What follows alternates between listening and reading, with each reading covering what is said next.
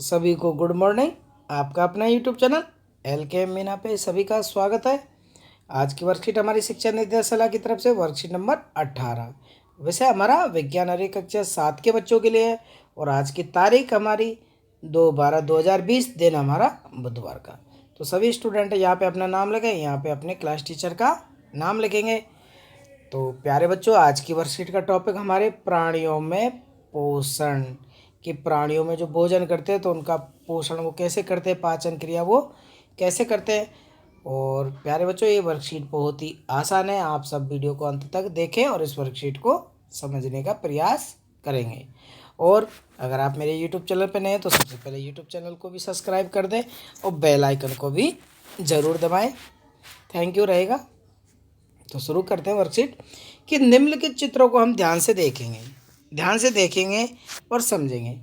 कि देखो, यहाँ पे बकरी पत्तियाँ खा रही है, बिल्कुल खा रही है, ठीक है। और यहाँ पे बक मतलब बगुला मछली खा रहा है, ठीक है। शेर क्या खा रहा है बेटा? शेर मांस खा रहा है। अब प्राणी जंतु भोजन क्यों करते हैं और जंतु अपना भोजन किस प्रकार प्राप्त करते हैं, तो उसके बारे में हम यहाँ पे पढ़ेंगे, ठीक है बेटा। अब भोजन, भाई भोजन क्यों करते हैं, कि आपको पता है कि प्राणी भोजन क्यों करते हैं, कि जब उन्हें भूख लगती है तो वो भोजन करते हैं और अपने शरीर की एनर्जी प्राप्त करने के लिए भी हम भोजन करते हैं। और भोजन किस प्रकार करते हैं, जैसे बकरियां तो वो पेड़ पत्तों पर निर्भर रहती है, बगला मछली पर, छोटे मोटे कीड़े जीव जंतुओं पर निर्भर रहता है, शेर मांस खा के उन पर निर्भर रहता है। प्राणी अपना भोजन प्रत्यक्ष अथवा परोक्ष रूप से पौधों से प्राप्त करते हैं। अब यहाँ पे प्रत्यक्ष और परोक्ष, प्रत्यक्ष का मतलब है या तो मतलब उनके ऊपर निर्भर रहना, और परोक्ष का मतलब किसी न किसी रूप में उनके द्वारा उन्हें भोजन मिल जाना पौधे से। प्राणी अपना भोजन प्रत्यक्ष या अप्रत्यक्ष रूप से, कि या तो सामने से या अंधे के रूप से पौधों से प्राप्त करते हैं। कुछ प्राणी सीधे ही पौधों का भक्षण करते हैं, मतलब कुछ प्राणी ऐसे होते हैं। अब जैसे बकरी है, ये सीधा ही क्या करती है, इसको खाती है, भक्षण मतलब खाना, जैसे शाकाहारी। जबकि कई अन्य उन जंतुओं को अपना आहार बनाते हैं जो पौधे खाते हैं। अब कई ऐसे, अब देखो ये बकरी है, ये किसको खा रही है? घास को खा रही है। लेकिन बकरी को कौन खा सकता है? शेर खा सकता है? नहीं खा सकता। तो इसमें यही कह रहा है, जबकि कई अन्य उन जंतुओं को अपना आहार बनाते हैं जो पौधे खाते हैं, जैसे मांसाहारी में हमारा ये क्या आ जाएगा? शेर आ जाएगा। और कुछ जंतु पौधों एवं जंतु दोनों को खाते हैं तो उन्हें हम सर्वाहारी कहेंगे। देखो, शाकाहारी जंतु हम किसे कहते हैं, कि कुछ प्राणी सीधे ही पौधों को अपना भोजन बनाते हैं, वो इन पे निर्भर रहते हैं, जो सी पौधों पर निर्भर रहते हैं वो शाकाहारी हो जाएंगे। और जो शाकाहारी जंतुओं को खाते हैं उनको मांसाहारी कहते हैं। अब जो इन दोनों को ही खाते हैं, कुछ जंतु पौधों और जंतु दोनों को खाते हैं, तो उन्हें हम क्या कहेंगे? सर्वाहारी जंतु कहेंगे। आगे, मानव की, देखो, मानव सहित सभी जीवों की वृद्धि और शरीर को स्वस्थ व गतिशील बनाए रखने के लिए खाद्य पदार्थों की आवश्यकता पड़ती है। अब आपने समझ लिया कि भाई भोजन क्यों करते हैं, कि मानव सहित सभी जीवों को, इस क्वेश्चन का आंसर है मानव सहित सभी जीवों को वृद्धि और शरीर को स्वस्थ व गतिशील बनाए रखने के लिए खाद्य पदार्थों की आवश्यकता पड़ती है, इसलिए प्राणी भोजन करते हैं। अब किस प्रकार करते हैं? प्राणियों के पोषक में पोषण तत्वों की आवश्यकता, आहार के अंतर्गत भोजन ग्रहण करने की विधि ही शरीर में इसके उपयोग की विधि सम्मिलित है। कि मतलब ये भोजन, भाई प्राणियों से भोजन प्राप्त करना, किसी पौधे से भोजन प्राप्त करना, ये सब इसके उपयोग, शरीर में इसके उपयोग की विधि है। अब बेटा, वो पोषक तत्व कौन कौन से होते हैं उनके बारे में हम चर्चा कर लेंगे। तो पोषक तत्व है, देखो, कार्बोहाइड्रेट्स, वसा, प्रोटीन जैसे भोजन के संगठक पोषक तत्व शरीर को क्या करते हैं? ऊर्जा प्रदान करते हैं।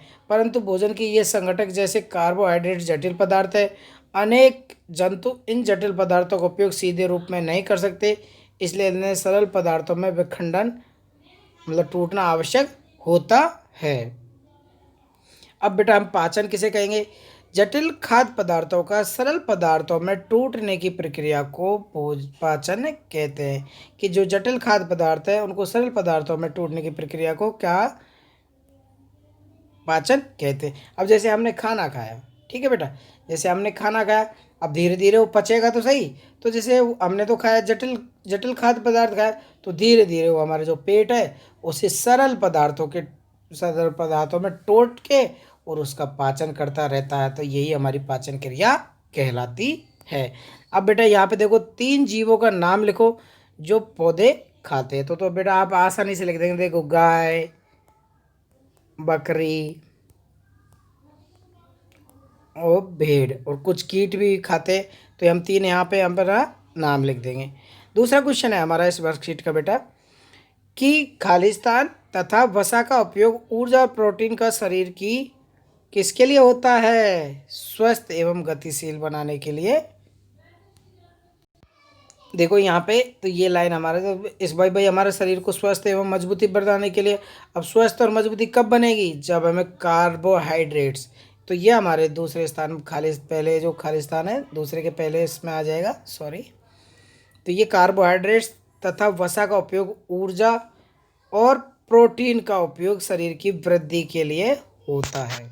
यहाँ पर आ जाएगा हमारा वृद्धि। ओके बेटा। पाचन से आप क्या समझते हैं? तो देखो पाचन की परिभाषा अभी हमने पढ़ी, ये रही। तो इसका आंसर हम ये लिख देंगे तीसरे क्वेश्चन का। ओके बेटा। क्या कि जटिल खाद्य पदार्थों का सरल पदार्थों में टूटने की प्रक्रिया को ही हम पाचन कहते हैं। जंतुओं को पाचन की आवश्यकता क्यों होती है? अब बेटा आपको पता है कि जो जंतुओं को जो भोजन है जो कठिन रूप है, तो उनके भाई मिलता नहीं है। जो जटिल खाद्य पदार्थ है उसको पचा नहीं पाते, इसलिए बहुत ही ज़रूरी है भाई सरल खाद्य पदार्थों में। तो इसका आंसर हम यहाँ पे बेटा लिखेंगे, ये रहा। यहाँ पे हम लिखेंगे कि ये रहा कि अनेक जंतु इन जटिल पदार्थों का उपयोग सीधे रूप में नहीं कर सकते, इसलिए इन्हें सरल पदार्थों में टूटना आवश्यक होता है और अपने शरीर की ऊर्जा।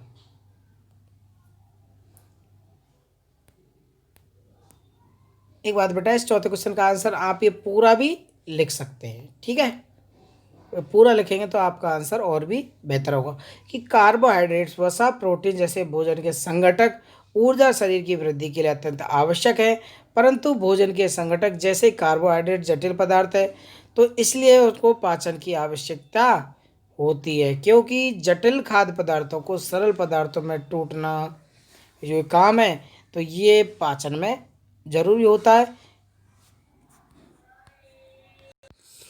तो इसलिए इस जंतुओं को पाचन की आवश्यकता होती है कि भाई शरीर की वृद्धि, भाई मानव सहित सभी जीवों को वृद्धि और शरीर को स्वस्थ व गतिशील बनाने के लिए खाद्य पदार्थों की आवश्यकता होती है। और खाद्य पदार्थ का ही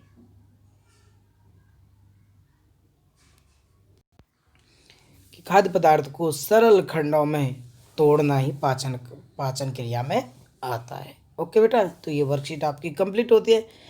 सभी प्यारे बच्चे से अच्छे से अपनी विज्ञान की कॉपी में करेंगे, ठीक है बेटा। और अपने टीचर से चेक करवाएं। Thank you. Take care everyone.